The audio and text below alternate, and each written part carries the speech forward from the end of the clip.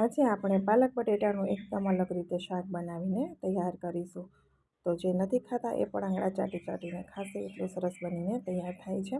તો વિડીયો છેલ્લે સુધી ખાસ જોજો અને મારી ચેનલને સબસ્ક્રાઈબ જરૂરથી કરી દેજો. અને જો ફેસબુક પેજ પરથી જોઈ રહ્યા હોય તો ફેસબુક પેજને ફોલો કરી દેજો, જેથી અવનવી રેસીપીઓના નવા વિડીયો રોજ તમને મળતા રહે. તો અહીંયા મેં અડધો બંચ પાલકનો લીધો છે. પાલક તમારી ચોઈસ પ્રમાણે તમે વધારે ઓછો લઈ શકો છો. મેં થોડી ક્વોન્ટિટી પાલકની વધારે રાખી છે. 4 જણ ખાય એટલું શાક બનીને તૈયાર થશે, પરંતુ પાલકનું પ્રમાણ મેં થોડું વધારે લીધું છે. તો એકદમ ઝીણો પાલક આપણે સમારીને તૈયાર કરી દેવાનો છે. જેટલો બારીક થાય એટલો બારીક સમારી લેવાનો. ત્યાર પછી આપણે એને એક બાઉલમાં કાઢી અને આપણે એને ધોઈ લઈશું અને પાણી છે એક્સ્ટ્રા એ બધું નિતારી લેવાનું છે. તો અહીંયા મેં પાલક ધોઈ અને તૈયાર કરી દીધો છે. હવે પાલકને સાઈડમાં રાખી દઈએ અને શાક માટે ગ્રેવી તૈયાર કરી લઈએ. તો મિક્સરની અંદર આપણે 2 મોટા ટમેટાં મેં લીધા છે સમારીને એ નાખી દઈશું. સાથે આદુ મરચાં નાખી દઈશું, જેથી બધી પેસ્ટ એકસાથે થઈ જાય. અને તમને લસણ પસંદ હોય તો અહીંયા 5 થી 6 કળીઓ લસણની પણ લઈ શકાય. હવે બધી જ વસ્તુને આપણે એકદમ ફાઇન પીસી લેવાની છે, ગ્રેવી બનાવી દેવાની. તો આપણી ગ્રેવી બનીને તૈયાર થઈ ગઈ છે. એક મિક્સિંગ બોલની અંદર કાઢી લઈએ. તો શાક છે એ થોડી અલગ મેથડ છે અને લસણ ડુંગળી ક્યાં વાપરવા એ પણ હું તમને આગળ જણાવતી જઈશ. હવે પાલક છે એ પાણીમાં આપણે ધોઈને રાખ્યો છે, એટલે થોડીવાર માટે આપણે આ રીતે મસળી લઈશું, જેથી શાક છે એનો કલર પણ એકદમ સરસ આવશે અને એક્સ્ટ્રા પાણી નીકળી જશે. નહીંતર આપણે લોટ બીજી વસ્તુ બધી બટેટા નાખશું ને તો પાણીનું પ્રમાણ વધારે થઈ જશે. એટલા માટે અત્યારે ભાજીને છે આ રીતે ચોળી લેવાની. ચોળી અને એક્સ્ટ્રા પાણી જે છે બધું જ આપણે સાઈડમાં કાઢી લઈશું.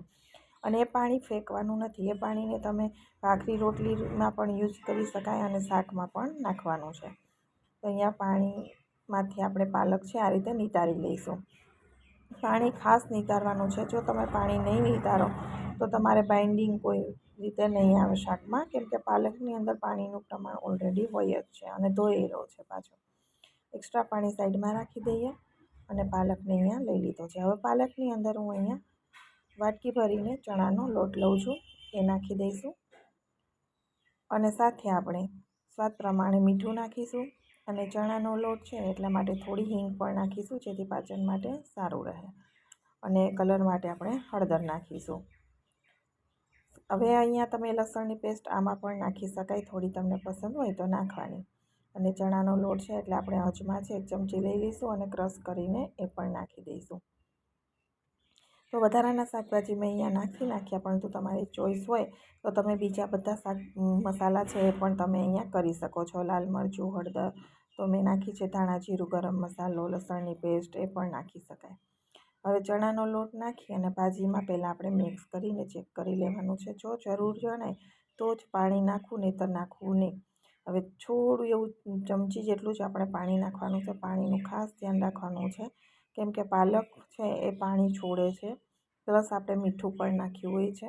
હજી આપણે બટેટા પણ નાખશું, એટલે વધારે પડતું ઢીલું થઈ જાય તો આપણે ઢોકળાની જેમ ઢોકળી બનાવવી પડે એવી હાલત થઈ જાય. તો હવે અહીંયા પાલકનો લોટ છે એકદમ સરસ એવો બંધાઈ ગયો છે. તેલ નાખી અને થોડો મસળી લઈશું. હવે શાક તમારે બનાવવું છે તો હું તમને આગળ પણ જણાવી દઈશ કે તમારે ખાલી પાલકનો ઉપયોગ કરવો છે તો તમે કઈ રીતે કરી શકો. સાઈડમાં લોટ રાખી અને આપણે શાકનો વઘાર કરી દઈએ. તો ગેસ ઉપર પેન રાખી દઈશું. ગેસની ફ્લેમ અત્યારે મીડિયમ રાખવાની છે અને આપણે 2 ચમચી મોટી ભરી અને તેલ નાખીશું. તેલ ગરમ થાય એટલે જીરું અને હિંગ નાખી દઈશું. આ જગ્યાએ લસણ ટીચેલું હોય તો તમે એ પણ નાખી શકો. ટમેટામાં નાખ્યું હોય તો નહીં નાખવાનું. ટમેટામાં તમે ગ્રેવીમાં નથી નાખ્યું તો લસણ, લાલ મરચું ટીચી અને નાખી દેવાનું પહેલાં. પછી તમે ડુંગળીની ગ્રેવી અહીંયા નાખી શકો છો. ડુંગળીની ગ્રેવી પાકી જાય પછી તમારે ટમેટાં નાખવાના. ટમેટાને 2 મિનિટ જેવા સાતળી અને એની અંદર મસાલા કરી દઈશું. હળદર, રેગ્યુલર લાલ મરચું, તીખાશ જોઈએ એ પ્રમાણે મરચાંનો ઉપયોગ કરવાનો. કલર માટે કાશ્મીરી મરચું અને ધાણા જીરું.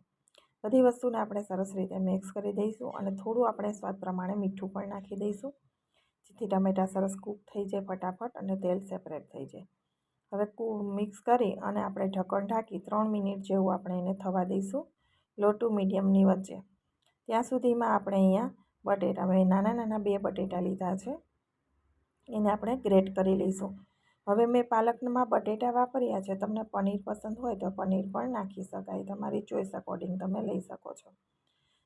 તેલથી આપણે ટ્રેને ગ્રીસ કરી લેવાની છે. શાકમાં જ આપણે આનો ઉપયોગ બનાવી દઈશું એકસાથે બંને.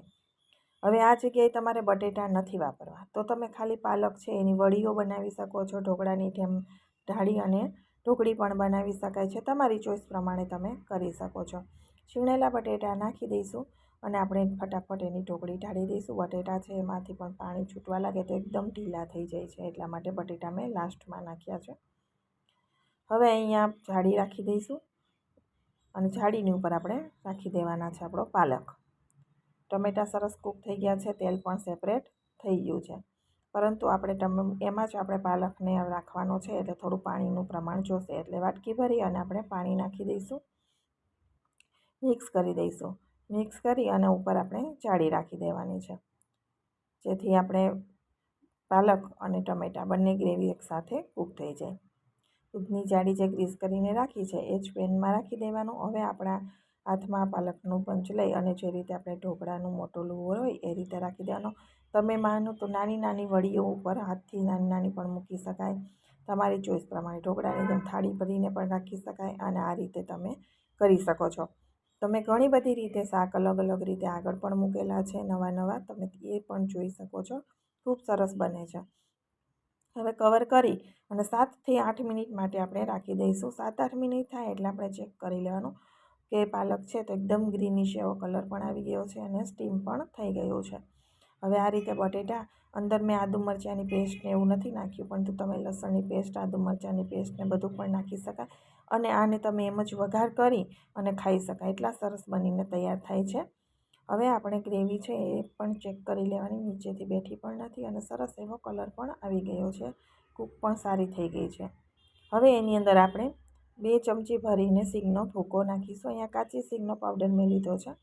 તમે દાળિયાનો ભૂકો પણ નાખી શકાય. સિંગનો તમને નથી પસંદ તો સ્કીપ કરીને, અને ચવાણા અથવા તો ગાંઠિયાનો ભૂકો પણ લઈ શકાય. સાથે મેં કિચન કિંગ મસાલો થોડો નાખી દીધો છે અને સિંગ નાખ્યા પછી આપણે થોડી વાર માટે કૂક કરી દઈશું, જેથી સિંગ પણ સરસ રીતે મસાલા સાથે ચડી જાય. તો અહીંયા તેલ પણ સેપરેટ થઈ ગયું છે અને સિંગ સરસ મજાની આપણી કૂક થઈ જાય છે. કાચી સિંગનો સ્મેલ નહીં આવે. હવે આપણે ગ્રેવી પણ જોઈએ છીએ. આપણે પાલક અંદર નાખીશું એટલે તો વાટકી ભરીને પાણી નાખીશું અને કવર કરી ઉભરો આવવા દઈએ. ત્યાં સુધીમાં આપણે પાલકનું કટિંગ કરી લઈએ. તો હવે પાલક છે એ ટ્રેમાં આપણે તેલ લગાવ્યું હતું એટલે ઢોકળાની જેમ સરસ ડીમોલ્ડ થઈ જાય છે અને તમે જુઓ છો નીચે ઉપર બંને બાજુ સરસ એવો કલર પણ આવી ગયો છે. હવે આપણે કટિંગ કરવાનું છે. તો હું મોટા ટુકડામાં સમારું છું. તમને નાના નાના ટુકડા જોઈએ તો એકદમ પનીરના ટુકડા હોય એથી પણ નાના તમે અહીંયા કટિંગ કરી શકો છો. તમારી ચોઈસ અકોર્ડિંગ કટિંગમાં પણ તમે કરી શકો. તો આ રીતે મેં મોટા ટુકડામાં સમારી અને તૈયાર કરી દીધો છે. અહીંયા ગ્રેવી પણ સરસ આપણી ઉકળવા લાગી છે. ઉકળતી ગ્રેવીમાં નાખવાથી તૂટશે નહીં. અને બીજું કે તમારી પાસે શાકભાજીમાં પાલક ઓછો છે તો તમે ચપટી એવો ખાવાનો સોડા નાખી દેવાનો, જેથી તમને લોટ છે એ વધારે કડક ના જણાય. શાકભાજીનું પ્રમાણ હોય તો વાંધો ના આવે ભાવે ખાવામાં, પણ જો શાકભાજી ઓછા છે અને તમારે ચણાના લોટમાં આ રીતે શાક બનાવવું છે તો તમે લસણની પેસ્ટ, આદુ મરચાંની પેસ્ટ અને થોડો ખાવાનો સોડા નાખી અને તમે એ રીતે પણ બનાવી શકો છો. હવે ગ્રેવી ઉકળવા લાગી છે તો એની અંદર આપણે પાલકના પીસ બનાવ્યા છે ટુકડા એ બધા નાખી દઈશું અને કવર કરી અને ફરી ગેસની લો ટુ મીડિયમની વચ્ચે રાખવાની છે અને આપણે 5 મિનિટ માટે કૂક કરીશું, જેથી પાલક અને મસાલા બંને સાથે એક સરસ રીતે ચડી જાય અને ગ્રેવીમાંથી તેલ પણ છૂટું થઈ જાય ત્યાં સુધી હલકા હાથે મિક્સ કરી અને કવર કરી દઈશું. પછી 5 મિનિટ સુધી આપણે એને ખોલીશું નહીં. 5 મિનિટ પછી ચેક કરવાનું છે. તો તમે અહીંયા જોઈ શકો છો સરસ એવો તેલ છૂટું થઈ ગયું છે. હવે આપણું શાક બનીને તૈયાર થઈ ગયું છે. તમને મારી રેસીપી પસંદ આવી હોય તો વિડીયોને લાઈક, શેર કરવાનું બિલકુલ ભૂલતા નહીં. કોમેન્ટ બોક્સમાં પણ જણાવજો કે તમને આ પાલક બટેટાનું શાક કેવું લાગ્યું છે. ફરી મળીશું નવા વિડીયો સાથે. આવજો.